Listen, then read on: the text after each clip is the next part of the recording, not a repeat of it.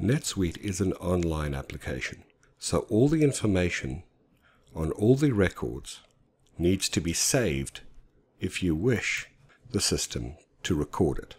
In other words, I can look at a transaction or a record either in a view mode, which is read-only, or an edit mode, which allows me to make changes to that record. And once I've made those changes, I will need to save it.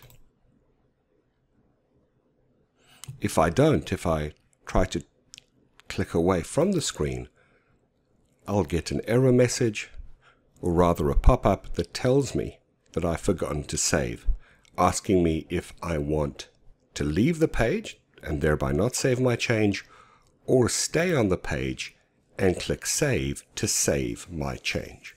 Now each record has its own specifics, and you'll find most of the details about that record at the top of the screen, with some of the details appearing at the bottom of the screen, categorized by the different tabs at the bottom of the screen.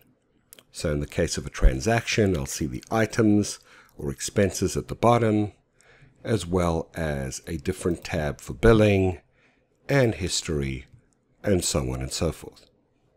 In the case of a customer or a vendor, I'll see the contact type details at the top of the screen, phone numbers, names, addresses, email addresses, and the various categories at the bottom of the screen.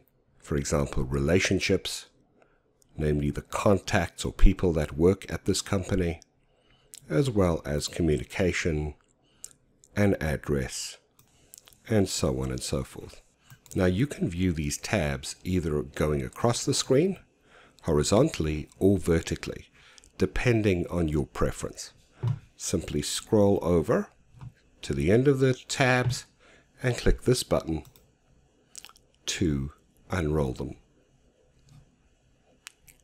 which when refreshed you'll notice that I can scroll down through the information of the tabs as opposed to scrolling across.